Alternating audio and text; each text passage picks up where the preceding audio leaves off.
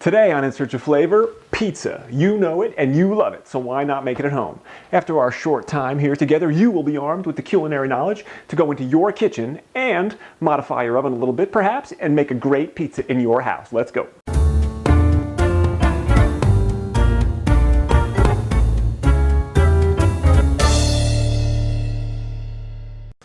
Hey everybody, and welcome back to In Search of Flavor, a channel where I want to help you make better food in your kitchen. Today we are talking pizza. Yum.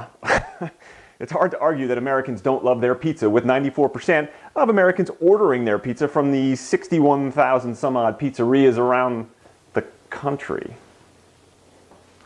Can I help you? You can't make a good pizza here in home oven. It is not hot enough. You need to come to my pizzeria and have my pizza in a crust. Mwah, mwah, mwah, mwah, mwah. Delicious, magnifico. Actually, that's not true. We can make great pizza in this kitchen, in that oven. So listen up, Luigi. Why don't you take a seat and I am going to show you how it's done. Jeez. Where was I? All right. So, pizza accounts for almost 10% of all food service sales here in the US. And did you know that the top 5 days for ordering pizza, hello, I like to order a pizza, the top 5 days are New Year's Eve, Super Bowl Sunday, Halloween, the night before Thanksgiving, and New Year's Day. Yeah, with stats like this, I would say that it's really easy to say with confidence that American people love their pizza. American people, they love beef. And they love pizza. They love pizza. Oh, look at that guy. I love that guy. Pizza dough has been evolving over the last couple of decades from a white flour dough to a more rustic style whole wheat flour dough, which is kind of nice. It's got a little nutty flavor and a brown color that I kind of like. Pizza dough behaves much like a yeast bread, and we touched on yeast breads in the banana bread episode here on In Search of Flavor, so check that out if you haven't already given it a look. We're going to make a combination dough here today. We're going to use both white flour and whole wheat flour, which brings us to the topic of flour. Depending upon your protein content of your flour, it will affect the gluten development of your dough. All-purpose flour has about 10% or so protein. That's where it clocks in on the scale. And whole wheat flour comes in at around 14%. But the interesting thing is, even though whole wheat flour has a higher protein content, it does worse in the gluten development department. And what's up with that? For the answer, we are going to turn to our crack team of scientists in the In Search of Flavor lab.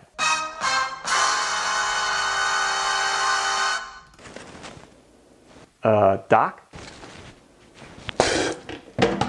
Oh, Alex. Oh, how good to see you. How good to see you. Welcome to the lab. Just doing a little gravity testing, trying to prove that gravity exists. Yes. Gravity. Right. Doc. Anyway, listen, we have a question.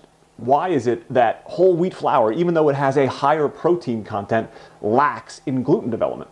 Oh, that is a culinary quandary, isn't it? Knowledge you desire, answers I have. Come.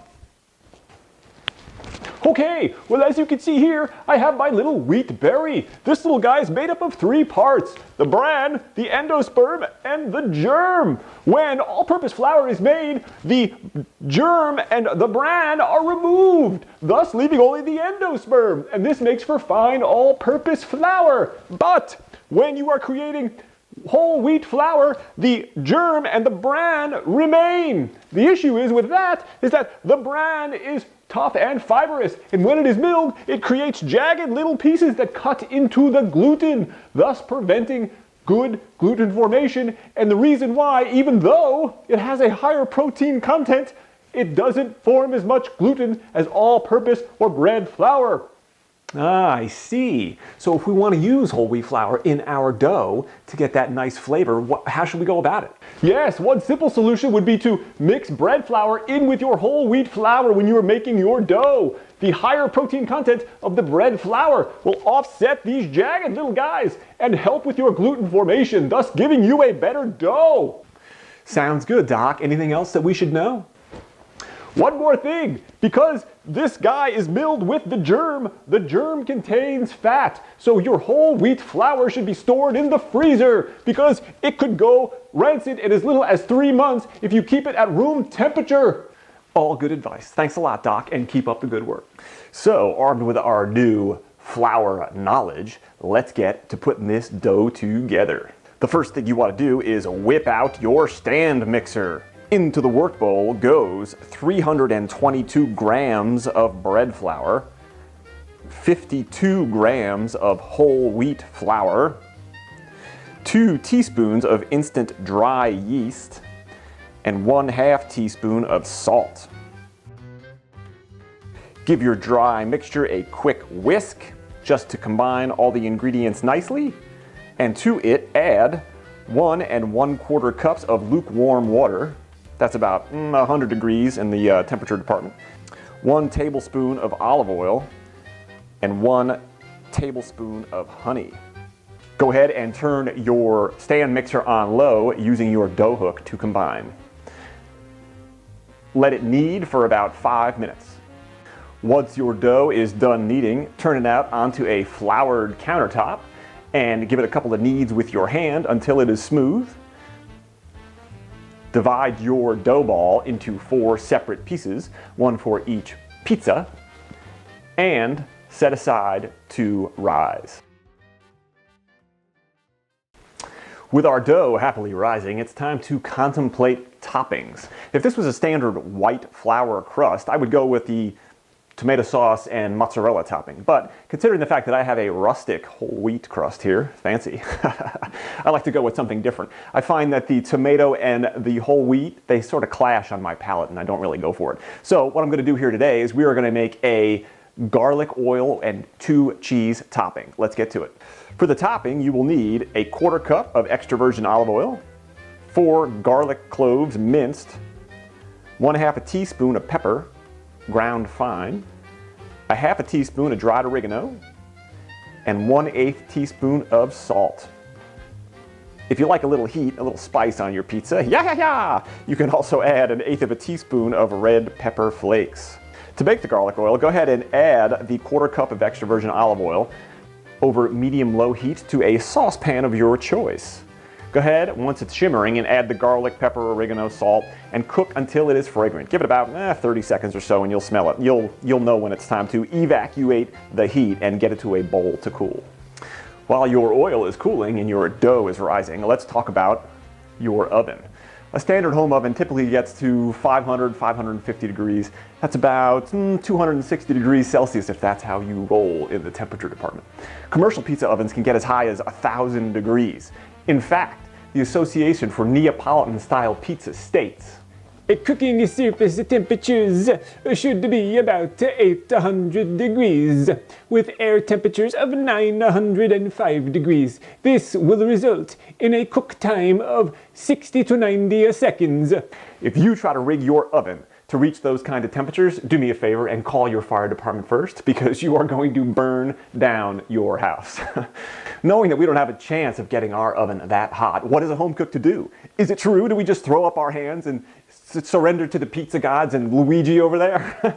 I say no. Let's consider what we're trying to do here. We are trying to cook our pizza in an oven as hot as we can make it on a surface that is as hot as we can make it. Sounds like a science problem. Doc? Ah, yes, I see what you're asking. Here I have a picture of an oven. Haha. So you can see here in the oven we have 3 thermal properties at work trying to cook your pizza. Those properties are conduction, radiation, and convection. Conduction is the transfer of heat from whatever the surface is that the pizza is sitting on into the pizza. So you take your room temperature pizza, you put it on this hot surface, and it cooks it from the bottom. You also have radiation. As your oven gets hot, the walls are hot and they radiate heat toward the pizza. This also assists in cooking. And third and finally, we have convection. If you have a convection oven, it has a fan that blows the air around inside the oven. And this makes for a draft that actually causes for better cooking. So, these are the 3 properties that are in effect in your oven. That's great, Doc. Thanks for the science lesson. But is there anything that we can do with any of these things to give us a better pizza in less time? Well, in regard to convection, if you have a convection oven, be sure you have it in a convection mode so the fan is on, blowing the air around inside. Second, make sure the walls of your oven are clean. Run it through a self-cleaning cycle or get in there and scrub it. because it won't radiate heat properly if it's not clean. And third, and probably where you can have the most impact as the baker, is conduction and the surface on which your pizza sits. I don't know how, Doc. I already cook on a pizza stone. Yes, a stone is all well and good, and certainly will help your pizza cook faster, but there is a material that you could use that's even better. Okay, Doc, you got me with the suspense. What is it that I need to use? A piece of steel, good man, a piece of steel. Steel conducts heat much better than a stone. Therefore, it will give your pizza the added kick that it needs in the oven for that rise and the crispy crust. Great idea, Doc. That's what we will do. Okay, so an hour before bake time, I take my baking steel and I put it in the oven. If you've never seen a baking steel, it literally is just that. It is a 1/4 inch piece of steel. It's great because it works in the oven. You can bake on it. You can put it on your cooktop. You can make pancakes on it if you want to do that. You could even make it into a bulletproof vest, although I wouldn't recommend it. I'll put some links and stuff down below about the baking steel. So, to the top shelf, I go about 6 inches below my broiler. And the reason I do that is because 10 minutes prior to actually baking, I'm going to switch over to broil to give this guy an extra thermal blast right before my pizza goes in. If you do choose to switch over to broil to give it that extra blast of heat, make sure when you stick your pizza in, you go back to bake. Otherwise, you will have a pile of ash. All right, so upper oven bake 500 start, and let this bugger get hot. So, with all that in place, we have our dough. We have our oven preheating, getting rocket hot so we can get our nice crust on the bottom and a nice lift out of our pizza. We have our topping. It's time to assemble the pizza.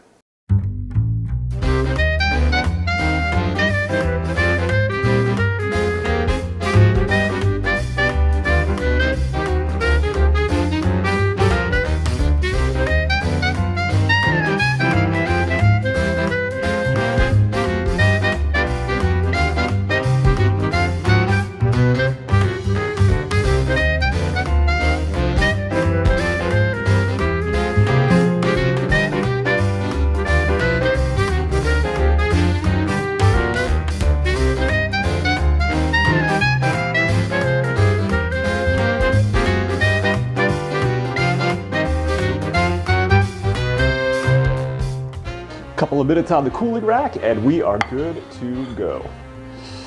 Fresh, delicious, homemade pizza.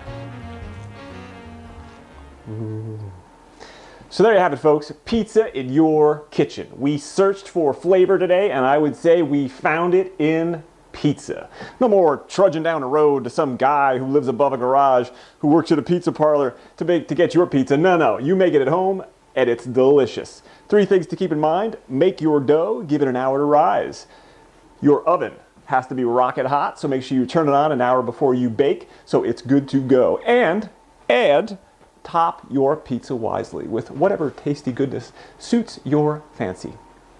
Thanks for watching this video. If you have any comments about how you make pizza, or you want to enlighten us with information, I'm always ready to be enlightened. I'm always trying to improve my pizza. So, by all means, share in the comments down below. Let us know how you make your pizza at home.